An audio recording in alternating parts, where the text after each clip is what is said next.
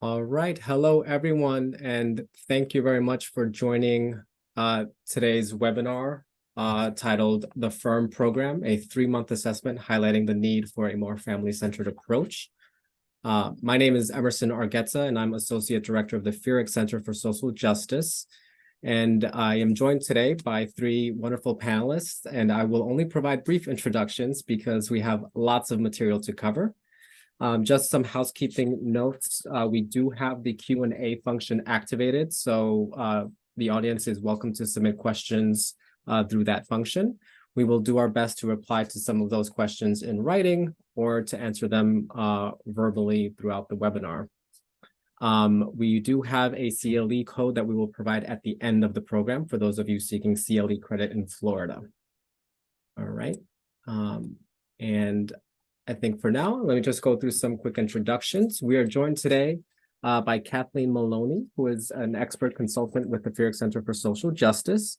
The bios should be provided in the materials for the CLE, but for now, I can tell you that Kathleen has much experience, including serving as an training officer at the Family Residential Center in Dilley, Texas, as well as for the Boston Asylum Office.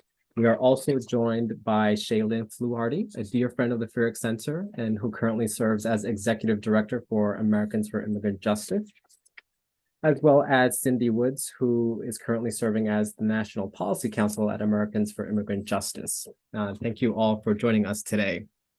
Now, before we launch into the moderated discussion, which will report on the findings, observations, and recommendations that have been the result of an 11th month analysis of the FERM program led by AI Justice, I am going to give the audience a bit of context for what we're talking about today because it is a very complicated area of law that is fastly changing. And in fact, many of you might already have questions about some recent announcements, but we will cover all that in our discussion. It would be impossible to provide this webinar without acknowledging the current migration crisis around the world, but also here in the Western Hemisphere. The United Nations Office of the High Commissioner for Refugees estimates that in 2022, there were over 21.4 million forcibly displaced people in the Americas. And that is up 26% from just 2021. And if my math is correct, about a 3-fold increase since 10 years ago. These are astounding numbers that are caused by a confluence of push factors. And as people are moving across borders, many Americans are thinking about asylum seekers who have recently arrived here in the United States. Today, we're examining the Biden administration's Family Expedited Removal Management Program, also known as FERM, which is a policy geared toward recently arrived families. Now, before we dive into the report, we thought that a brief history of expedited removal is warranted because this is the framework that these families are being processed under. Expedited removal was created in 1996 under the Illegal Immigration Reform and Immigrant Responsibility Act, also known as IRIRA. And it is a process that empowered CBP officers to summarily deport non-citizens who lacked valid entry documents without any due process protections, such as access to counsel or review by a judge. This took the power to deport individuals out of the hands of judges and placed the power to deport people into the hands of CBP. Now, most expedited removal took place at the border as it applies to individuals who enter without authorization if they are apprehended within 2 weeks of arrival and within 100 miles of the border. Originally, many of those processed under expedited removal were single men from Mexico. But as more families sought protections in the United States, expedited removal also applied to family units. Now, one very important exception to expedited removal is when an individual expresses an intent to apply for asylum or a fear of persecution in their home country. These individuals are referred to a credible fear interview with an asylum officer. Now, historically, individuals and families were referred to CFIs, and they were detained while they awaited their interview. If an asylum officer did not find a credible fear of return, individuals were ordered removed. Slight due process rights do attach here with the ability to request review of the fear determination by an immigration judge. But the expedited processing still applies, with an IJ review occurring within about 24 hours when practicable, but no longer than 7 days.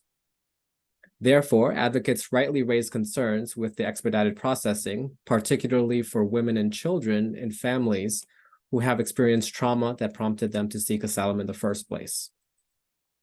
Under the Obama administration, there were 3 family detention centers, one in Berks in Pennsylvania, and 2 in Texas, in the cities of Karnes and Dilley, Texas. The Feerick Center, in partnership with on-the-ground efforts in Texas, traveled to Dilley with students, alumni, and other volunteers to provide CFI prep assistance to families. And Shay and Cindy also worked in Dilley for about a decade of experience between them or more, supervising those CFI preparations for families. These experiences inform much of the policy analysis that is provided in the FERM report that we are discussing today. Now, after the disgraceful family separation policy under the Trump administration, advocates achieved the end to family detention in late 2021. Title 42 closed the border during the COVID pandemic, and the Biden administration reopened the border with the asylum ban and other policies and programs. Now, we will not have time to touch upon all of the policy changes since the end of Title 42, but these are discussed in the reports. I will note, however, that FERM is an output of the stated policy of the Biden administration to place everyone in expedited removal. Now, in May 2023, just a few months ago, the Biden administration announced the FERM program. In a nutshell, the FERM program applies expedited removal to families seeking asylum protections under GPS surveillance rather than in detention. Yet advocates raise many of the same concerns as they remain under the FERM program, as the report outlines, and we will discuss shortly. In May 2023, Americans for Immigrant Justice, with the expert technical assistance of Kathleen Maloney, working with the Feerick Center, responded to the FERM program by establishing a pro bono legal services project aimed at providing legal orientation, consultation, and representation to families enrolled in FERM, limited scope representation, I should say. And the report reflects this work conducted through our partnership during an 11-week period. All right, so that is a very quick summary of the context that we're operating under. Thank you for allowing us that brief introduction. And I think that we can begin now with our moderated discussion, which I will begin by posing to our friends from AI Justice. Can you tell us a little bit more detail? What is FERM? Thank you, Emerson. That was an incredible summary of a very complex history and sector of immigration law. So just briefly, the FERM, as you mentioned, is a new policy in which certain families, and these are families who are entering without inspection along the southern border and plan to reside in one of 40 cities, are placed in expedited removal. They're also enrolled in alternatives to detention. And in this context, that's an ankle monitor, as you mentioned, a SmartLink mobile app or device in which they can do online check-ins and communicate with their case manager, and also a home curfew between the hours of 11 p.m. and 5 a.m. And they're released from DHS custody to have their CFIs in a non-detained setting. So according to DHS, enrollment is based on multiple factors, including the destination city, which I think you have a list you can pop up for folks. The eligibility of the head of household to be enrolled in alternatives to detention, and that's usually based on whether or not they have a medical issue which would prohibit the use of an ankle monitor, their nationality, specifically the cadence of removal flights, and then encounter trends along the southwest border. So upon release, families must comply with various obligations, including in-person and virtual check-ins with their ISAP or Intensive Supervision Appearance Program case manager, which is being run by BI. They check in with ICE, and they also attend their CFI. And so this process is an extremely rapid process that's built around a 30-day timeline in which families are to have their CFI within 6 to 12 days of their release from CBP custody. If a negative decision is issued, the IJ review is supposed to occur between days 13 and 20. So we're seeing anecdotally that it's happening within 24 to 48 hours of service of the negative decision. And if the expedited order of removal becomes final, removal is expected to occur within 21 to 30 days of their entry. So of course, at any point in this process, if a positive determination is issued, they are removed from or unenrolled from the FERM program. And we're seeing that individuals are being removed from their ankle monitor, but staying on other forms of ATD, and they're placed in full removal proceedings. So as you mentioned, this is one of the new responses to the end of Title 42. ICE refers to FERM as a consequence for families who are entering without inspection instead of using one of the preferred methods of entry, which would be in this, I think specifically the problematic CBP1 app. And this is in line generally with their use of expedited removal for folks without inspection versus enrollment in full removal for individuals who enter with the app.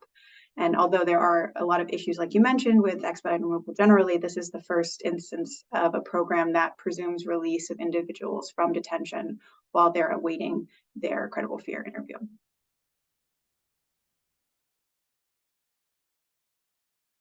You're still on mute, Emerson. Thank you. Sorry. And thank you, Cindy, for that nuanced explanation of some of the additional details of the FERM program. You mentioned at the end that this is, the first kind of a policy that actually allows the release. Can you speak more about any other positive aspects or about that aspect of this program? I'd be happy actually to take that question because I think Cindy and you too, Emerson, painted some of the picture of expedited removal and some of its harms, of which there are many. That certainly is its own standalone webinar. But when it comes to the positive equities of FERM, I do think that there are some meaningful positive realities of this policy that are worth talking about. So, just from a detention perspective, children in detention in ICE custody has proven to be incredibly harmful for kids. Harmful in ways that I think a lot of parents understand. Guards, often individuals who work at private prison companies who are not certified child care workers are kind of vested with the authority and charge of determining what children can and cannot do. And for parents on the line, some of the things that children can or cannot do in detention may be very different than what they may be able to do when they're free. So for example, if a child is young and still drinking from a bottle, but bottles aren't available in the facility, or they're taking formula, but there's no choice of formula, and the formula available is not a formula that the child is used to drinking. Or a child who, for example, is used to sleeping with their parent in the same bed and is now required to sleep in the bottom bunk bed with a guard who is coming in and out of the facility to tell the child that or the parent that they can't sleep next to the child. Those kind of very granular realities are realities that actually really impact both a parent and a kid in substantial ways. And so when we're talking about detention versus freedom, which is what FERM provides, the ability to be kind of, and I'm using that word freedom loosely because certainly being on an alternative detention program is not freedom in the fullest sense of the word, but being outside of a detention facility and in the community creates kind of day-to-day conditions that improve the fairness of the asylum process. And the reason that I go there and mention that is because I think everyone wants our asylum process to have integrity and be fair. We want the system to work such that individuals who have a meaningful fear of persecution and torture have a real possibility to go through our process and stay safe in the United States. That's what the process is intended to do. And when people move closer to freedom on the spectrum, we have seen that the process is more likely to be fair. So when we're talking about these conditions for children and a child's ability to participate in the process, we're also talking about the parent's ability to participate in the process, because if your child is hungry and crying all day, it's hard to talk to an asylum officer about the fears that you carry with you. Some of the other kind of meaningful realities of release for families in FERM include taking families out of remote, highly high volume detention facilities, congregate care facilities where there are no lawyers present, and getting them closer to communities where they're more likely to be able to access a lawyer, maybe because they have access to a cell phone so they can call an attorney, or because they have access to the ability to physically go into a law office where they can ask for help, or just because there are lawyers there. So from my perspective in Dilley, it's hard to find a meal to eat outside of 2 small fast food restaurants that exist really in that community. Good luck trying to find a lawyer unless lawyers are flying in. So the idea here is that people would have a better chance of getting access to counsel, which is really critical in this process because it's a confusing process for people to understand. It's hard for people to know what elements of their life are important for an asylum officer to hear so that their claim can be fully adjudicated. And the last thing that I would say that is not that's a substantial difference is that when people are outside of a detention facility, they have more access, not just to lawyers, but to everyone, including their family members and other witnesses that can help them prepare their claims. I remember as a lawyer working with families in detention and asking families all of those absurd questions that we knew the asylum officer would ask, like when they told your uncle that they were going to kill you, what words did they use? Right? What words were stated that might help an asylum officer understand that that threat of death was related to someone's political opinion or related to their race or related to kind of other key elements of their asylum claim? And most of the time when I talked to a client, whether it was a family in detention or just someone that I might meet here in Miami, they'll say something like, well, I didn't ask my uncle that question. I heard him say that they were going to kill me and I didn't ask any other details. Well, we probably need to know those details. So when you want to know those details and you're free from detention, you're outside of custody, you have access to a cell phone, you have access to WhatsApp, you can call your uncle and ask him that question. Or if you're living in a household with, for example, the father of your child, who's also your partner, and you know that the whole story that led to your necessity to leave to be safe started with something that happened with your partner, they are there in your household and you can ask them those questions. Those are real outcome changing realities that are not possible most of the time, if not all of the time, from my experience in family detention. And so while expedited removal is so difficult and the timelines, as we'll talk about more today, are so cruel in this current process, I don't think we can overlook some of these equities that do get us closer to a process that could be fair. Thank you, Shay. And I think you end that response on an important point, right? This is, after all, still an expedited process. There might be some positive equities or improvements from doing this process while detained, but the timeline is a key factor in this. And so, Kathleen, turning to you, can you tell us a bit about the timeline? How soon from the date of entry are families expected under the FERM program to have their credible fear interview? Yes, Cindy touched upon this earlier, but I'm just going to go a little bit slower here. On day 1 through 5, families are processed and enrolled in the program. And between day 6 and 12, USCIS conducts this credible fear interview. I want to put this in context for you so you can understand what's happening at the border. Imagine on day 1, a family turns themselves into Customs and Border Protection after a traumatic journey. And from a lot of the people that we have been speaking to, the journey is very traumatic. They're processed and given information on this program, and they're enrolled in the program. But as all of this is happening, it's very hectic inside these facilities. So between day and 3, imagine that a family might journey from Texas to a destination city. That takes us to day 4 to 5.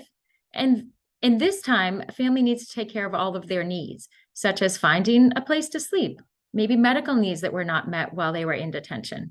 They also need to find a lawyer, prepare for this interview, and find a way to get to the asylum office. Some of the people that we spoke to, they told us that they're about 2 hours away from the asylum office that they need to go to, and they don't know anybody who has a car, or they don't have money to pay to get to the asylum office. So there's a lot of things that people are troubled about during this time. Day 6 is the credible fear interview at the asylum office. So this is when they must be prepared to give all of the details about what has happened in their life, so they can explain to the asylum officer why they're eligible to stay here, and then try to prove their case for asylum ultimately. I also want to note here that USCIS generally had refused to adjourn to allow more time for either medical needs or to allow applicants to find counsel. And we found that this timeline isn't enough time for the applicants, and it's not enough time for legal services providers to give the services that we need to give to applicants for them to be able to be successful in this program. That's it. And I believe, all three of you have been involved in the provision of those limited scope services to prepare folks for their CFI. And so, understanding that we are still under this expedited timeline, even though, folks are released into their receiving communities, what is the recommendation on this point that we are making?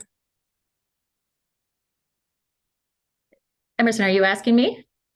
For you, or yes, any other, Well, anyone who wants to jump in? I would just say a recommendation here is to allow for more time. Absolutely, people need more time, especially if they are saying that somebody in their family is sick. For example, we had a mother who had a baby that was sick, and really sick, not just a cold, but desperately needed to go to the hospital. And even that, the asylum office wouldn't push off their interview. So this person has to make a decision. Do I take my baby to the hospital, or do I go to my interview with the asylum office? And what's the consequence if I don't show up? So there should be a mechanism to allow to adjourn these cases. There also should be more time allotted so that legal service providers can speak to people when they can pay attention. Because some of the times we were speaking to people, they didn't have phones, so they could only talk to us maybe when somebody in their family came home from work and let them borrow their phone. Or sometimes they were in a space with other family members, so they would go into the bathroom and quietly speak to us. So we need to allow people to be situated in their new environment, focus on the most important needs that they have, their basic needs, and then they can turn to the next step in their legal process. Right. And I think you touched upon there some of the real world impacts, right, of what these asylum seekers and these families are navigating. And I think we're going to drill down a bit more onto that a bit later on. But Kathleen, to ask a follow-up question, I think many attorneys, practitioners in the audience right now themselves might be struggling with what exactly the FERM process is. And so I can only imagine how daunting this feels for the families themselves. Through the work that AI Justice has done in this 11-week period, what's the sense of what these families actually understand about FERM and the CFI process? Well, I can say, if you ask the question, do families understand FERM and do they understand CFIs? In a word, no. I can say loudly, the answer is no. CFIs are complex, and it's important to understand asylum before a legal service provider can start to talk to somebody about their credible fear interview. Also, these credible fear interviews, they're screenings. So they should be very brief and they should touch upon things. But we have seen some credible fear interviews take longer than asylum interviews at asylum offices. So people have been granted asylum and allowed to stay here permanently in less time than we have seen in these credible fear screenings. I think the longest interview that we had seen was 8 continuous hours. And we're talking about families here. So sure, they might have a break, but if they're not expecting to be speaking for 8 hours, do they have enough food for the children? Are there bathrooms? Do people know that they can ask for bathroom breaks? Things like that, things that are very simple to us they're very complicated in this process. Also, right now we're dealing with the asylum ban. We've heard that mentioned. We're not going to go into it in detail here, but the asylum ban complicates the process because we would like to be spending all of our time just talking about getting ready for the CFIs, but we have to talk about this too to see if they're eligible to get around that new asylum ban. So Emerson, earlier you had given us maybe a 10-minute introduction about this. You talked about expedited removals, credible fear, the ban. And this indeed could be a semester-long course in a college or a law school. But legal service providers, we need to explain this in maybe an hour or 2 hours to somebody who has just been through something probably very traumatic. Then we can turn to the really important part of our job, which is to help the applicants get out their story. And what we've also seen is that the government isn't always following the rules that they set in place. So here we saw a case where during an interview, an officer proceeded with the interview, even though the applicant clearly said to the officer, they can't have a conversation in Spanish. They proceeded with the interview in Spanish rather than the language that the applicant is comfortable in. And we talked about this in the report. And in the report, we recommended the government stop enrolling people who speak rare languages into this FERM program. So people, even though they might understand they can speak in a different language, they still move.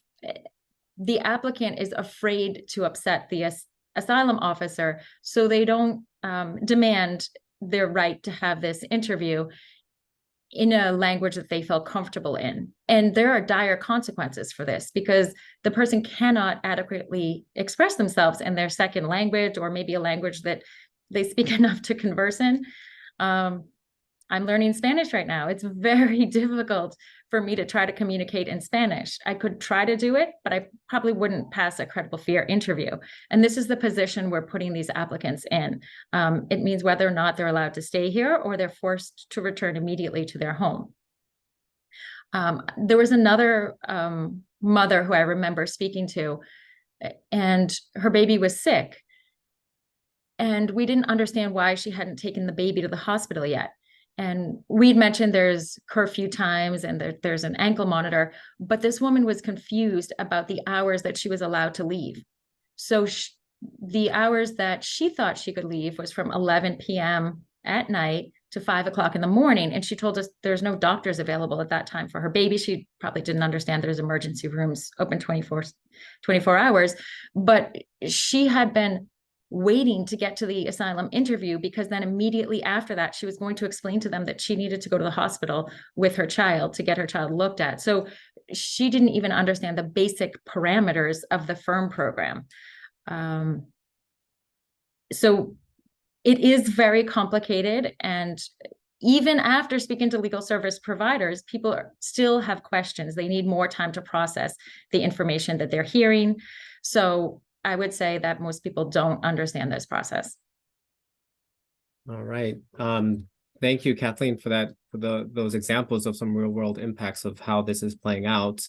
And, we've been alluding throughout the conversation to the crucial role that legal services plays in this process.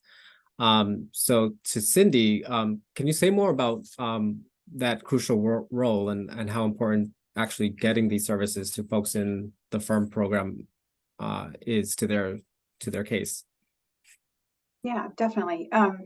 So just echoing everything Kathleen said, the majority of folks that we speak with do not understand the CFI process. They do, in my experience, know I have this interview at this date and this time, but the parameters of what that interview is, the types of questions are going to be asked, the things I need to touch on to meet that legal standard, there's just no there's no knowledge to that, and why would there be? And so really, it's really critical for attorneys to be able to provide orientation, and beyond orientation, individualized consultation and representation.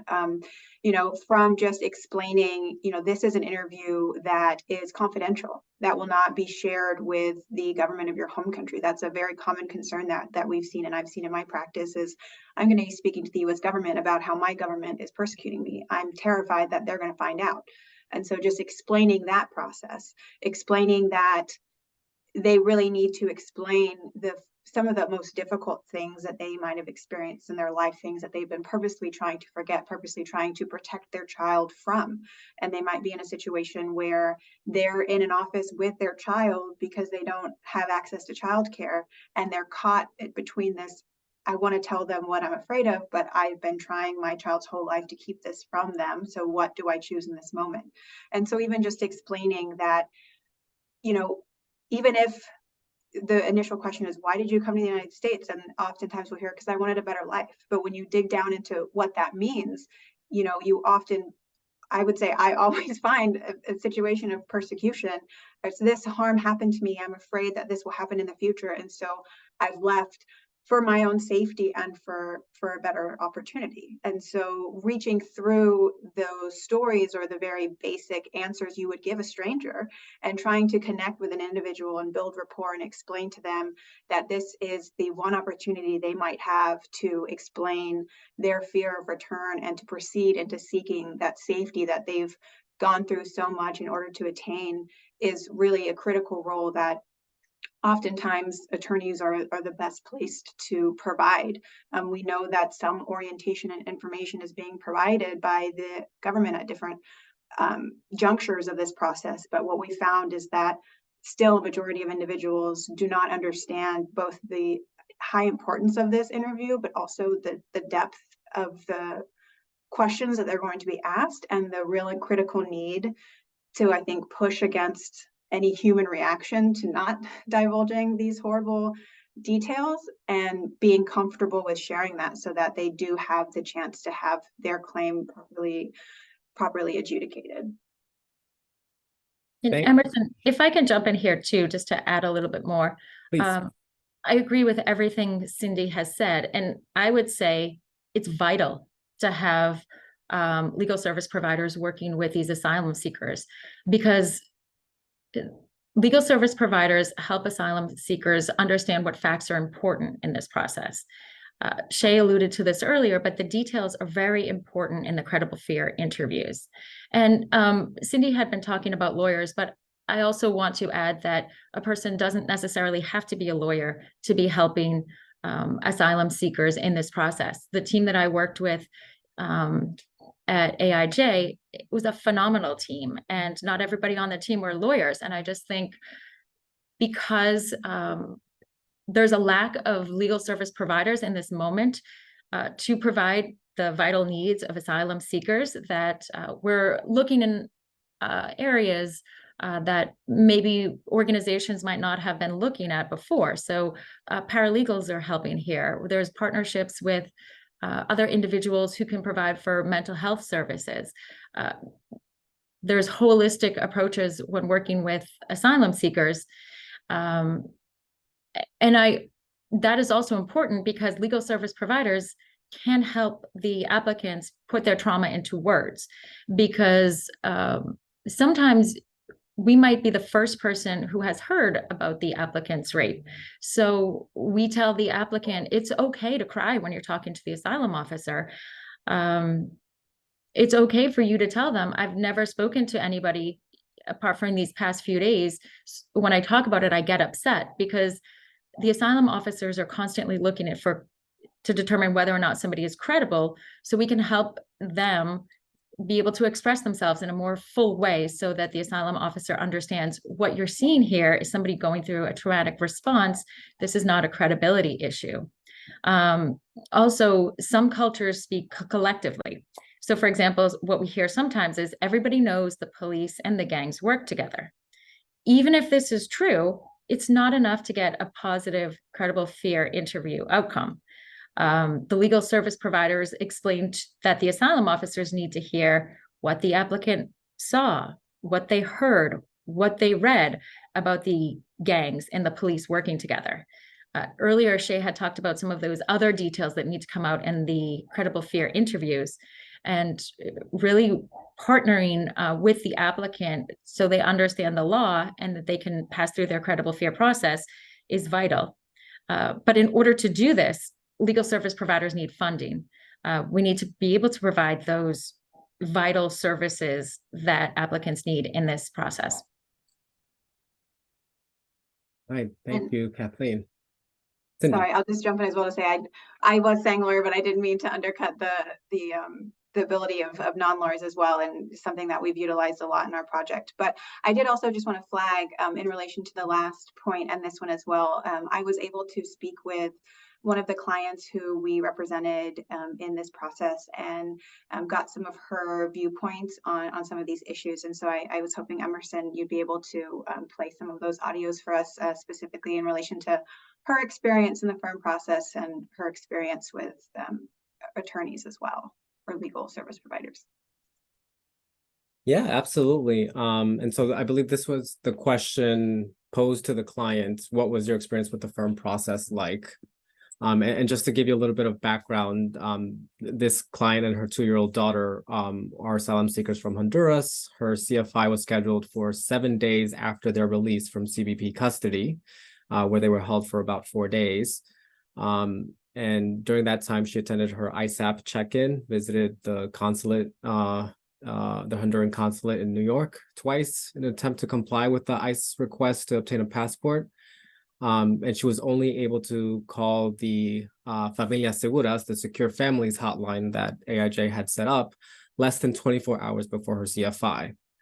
Thankfully, the team was able to orient, prepare, and accompany her to the family and her family to the CFI interview. And here is a bit of what her experience was.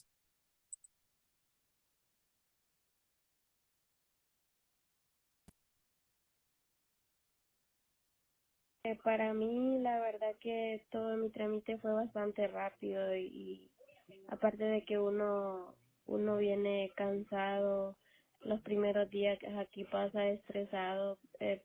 La verdad que yo me enfermé, llegué con gripe, llegué con tos, mi niña también con gripe, con tos.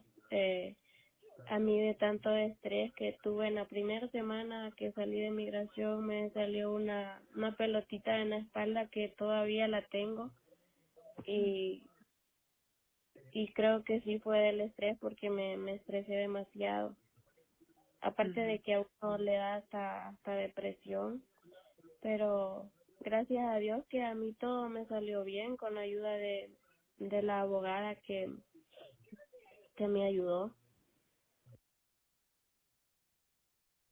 And there we had on the screen a translation to the English of what the client reported, but effectively just acknowledging the high stress involved in this expedited process and some real serious physical manifestations, but ultimately was able to get a positive fear determination through the services provided by AI Justice.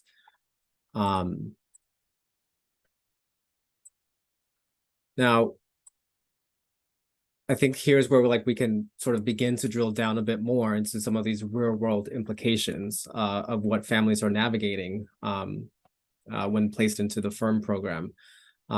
So in addition, can you share, Cindy or Shay, what are the most common challenges that families are reporting?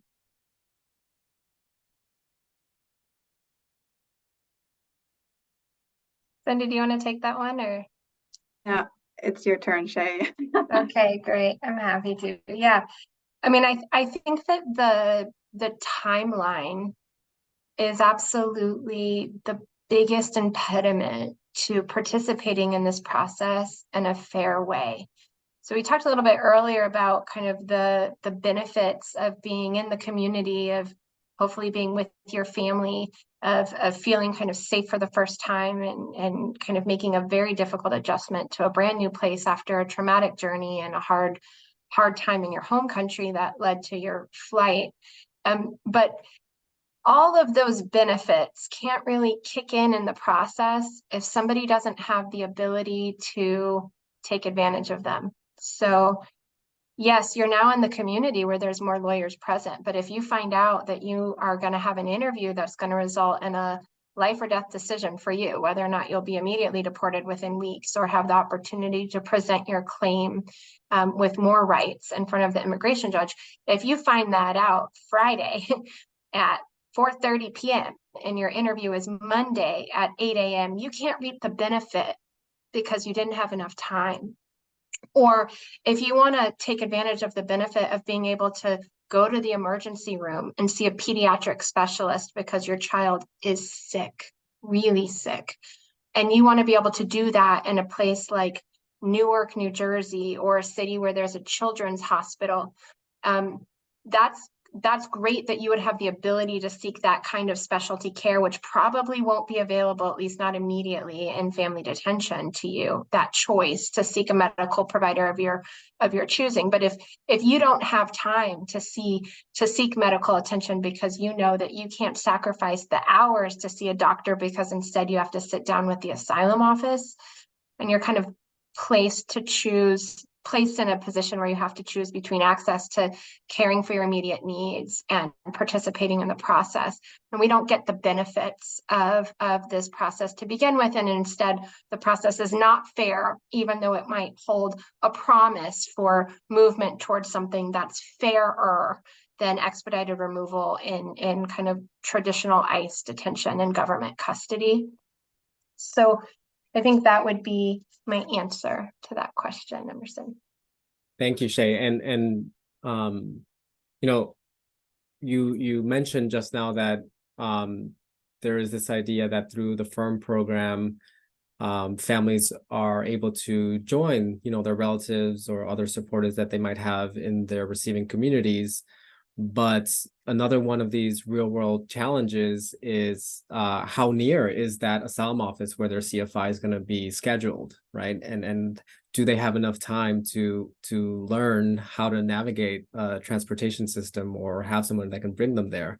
My family were asylum seekers from El Salvador in the early 90s. And when I speak to my mother about, what would you want? What as we sort of design programs for recent arrivals, what is it that you would have liked to know when you recently arrived? And the number one thing she tells me is the bus schedule. Like, where could I take the bus to the places I have to go? And so I think here, I'm going to share another one of these audio clips from a client that you've worked with who describes the struggle with transportation.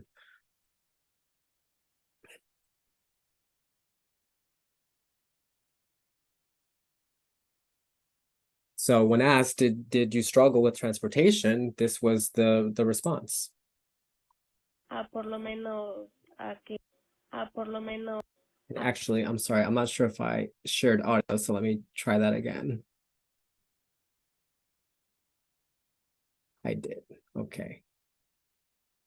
Por lo menos a que andar en el transporte, porque usted sabe que uno cuando está recién llegado, uno no conoce, se le hace difícil. Gracias a Dios yo aquí tengo una persona que sí me ayudó bastante en eso, pero no todos tenemos la misma suerte de tener a alguien así que ande con uno ahí ayudándolo, pues. So as this client describes, thankfully she had someone who could support her, accompany her, help her navigate this system, but not everyone has that benefit. So can any of you sort of describe a little bit about your findings in terms of the logistics of how near these offices are to the receiving communities and what challenges those present to families placed in FERM? I can jump in on that. What we found, and I think we outline it in the report, is that the geographic limitations, depending on where the client is located, really has a negative impact on just their ability to navigate the system. Kathleen mentioned the timeline and detail, having to get from the border to the location to having their CFI interview, not to mention that they have to go to their BI or their ISAP check-in, which is in a separate location. They have to go check in with ICE. That's in a separate location. They have to go to their asylum interview. They have to return to that asylum interview location a week later to pick up their results. If they have to go to court, that's in a different location. What we understand is that enrollment in FERM is based on the location of their intended destination with the BI case management office, so the ISAP check-in office, and that's a 75-mile radius. But that could in turn mean that they're traveling even further to get to the local asylum office or the local immigration court. And so we had some clients who were having to navigate from the suburbs of Baltimore to get all the way to the Arlington Asylum office by 8:30 in the morning, not understanding how the different transit systems work. That's not only looking at the Baltimore transit system, but the Arlington transit system. I think you might, I don't know if the metro goes all the way out there, if you have to take a subway. I lived in DC for 6 years and I don't even know. So it's really, a complicated system. We know that individuals were paying up to $200 or more just to get from point A to point B, asking, can you wait for me? And then their interview is 8 hours long. There's a lot of situations here we know of people going into debt, having to borrow money, having to have family members take unexpected time off in order to drive them. The location has been really difficult. And then just learning the different locations. And we also know of certain cases of individuals who showed up at their ISAP office for their CFI and waited for hours before they realized, or they spoke with us, and we were able to suss out that they weren't actually at the asylum office, they were somewhere else. And so there's a lot of issues there. And I think it also relates back to the role that having someone in your corner through this process can play, not only in providing legal orientation or individual consultation, but even providing that information, like this is where you need to go, this is how you're going to get there. The need for other social services and wraparound services is really great. And I know through some of our work, there's a lot of organizations on the ground who are ready to help a company, ready to help with childcare, ready to help with these other things. And so I think there's a really great sense of both the need, but also for me as someone who's been doing this work, and it is very difficult at times. It's also very uplifting to know that there are organizations and networks out there that are maybe helping to step up, but there's also just so much opacity. And where are people actually going? How do we help them get there? What's going on? Should you be enrolled in this location if you're living outside of Austin and you're traveling all the way to San Antonio to get to your interview? So transportation is a really big issue.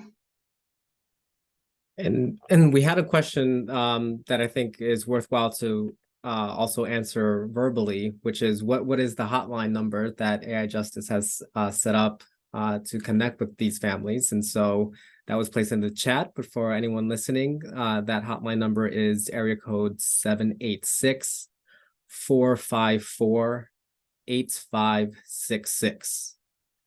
Again, that's 786-454-8566. And if I could jump here with a question, we've touched upon how crucial these services are, some of the logistical challenges of, just navigating this process. One thing I'm curious is, how consistent is the government in actually informing folks that, this hotline exists? I'm not sure if there's other efforts across the country, but from your study, how consistent is that? So, I think the crux of the question is like, what does the data show? And the real answer is that we have very limited data. There have been calls from the kind of human rights community to the administration to provide more statistics about what's happening to families in FERM. And so our report is based upon what we learned collecting data in the initial 11 weeks. What that data showed was that there were some cities where we were receiving phone calls. And maybe I'll take a step back and just talk about our hotline. So we have a hotline.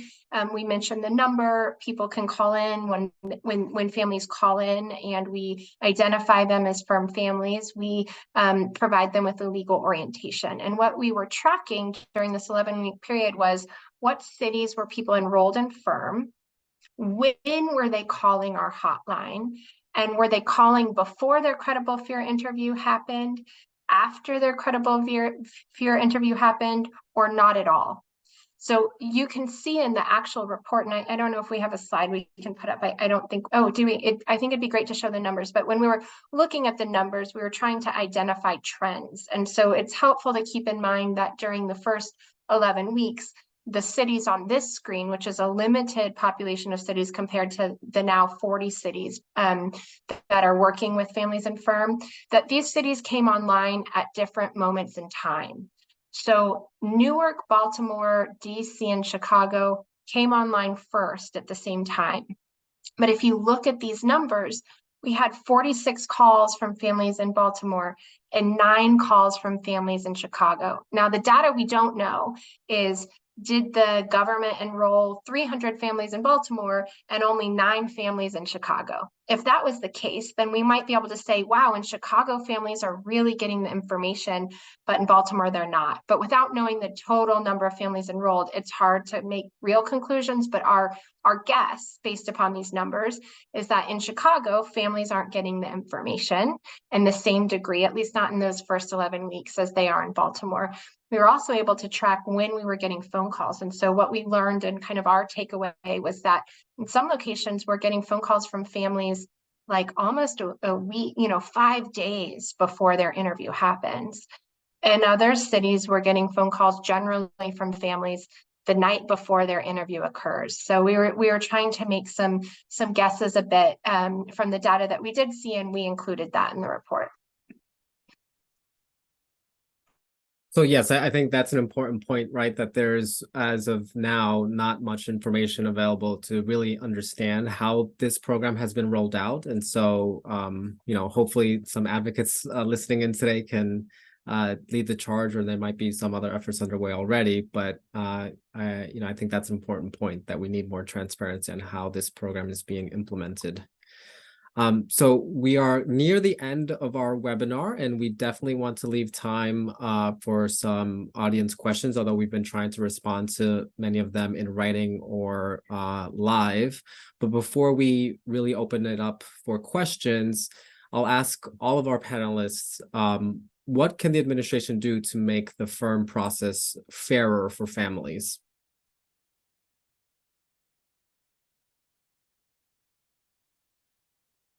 I'm happy to start, and I will say it's a tough question, because I think, that's really the entirety of our report, and we put forth a number of key findings that then led to key recommendations. But if I'm kind of overlooking some of the things we've already talked about, which is expanding the timeline, I would zoom in on a couple of other things. So, one, we need to fund access to legal services in this process. It is so quick that finding information yourself without kind of systems being established for families to immediately make contact with, it's an impossibility. And so we've got to make legal services available to families in a thoughtful way, such that they have a meaningful shot to get access to information so that they can participate meaningfully in the process. The other thing that I will say is that it's been very clear from our work with families in FERM that the asylum offices need additional resources and capacity to quickly respond to requests for rescheduling and other written requests that are related to families themselves. So just to give you an example, and this is kind of related to a lot of the threads from this conversation, we have clients who, to give you an example, a client who was going to travel to Arlington to participate in a credible fear interview, who was really, really sick, and who wanted to reschedule their interview in order to have time to be well before they were required to testify.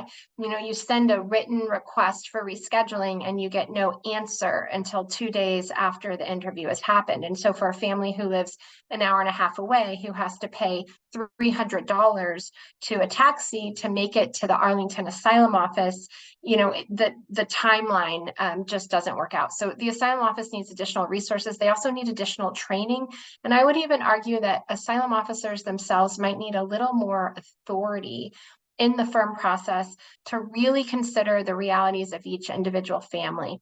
You know, in our request for rescheduling, we had some requests for rescheduling that were really, really well documented and really articulated clearly to asylum officers who said, I don't have the authority to reschedule this interview for kind of unreasonable reasons. And so that would be the next thing that I would say. And the last thing that I would say is that we also saw in our work family separation in a way that doesn't make sense. Family separation never makes sense. But if you think about a family unit that comes to the United States together with the same asylum claim, and you zoom out and you think about the backlogs in our asylum system, it makes no sense for one adjudicator to adjudicate the case of one family member and another adjudicator to adjudicate the case of the rest of the family. It can lead to arbitrary and conflicting outcomes in addition to family separation. So we worked with and are aware of families who entered a mother with a child who was a minor under the age of 18 and an older sibling, say a sibling who was 18 years old or 19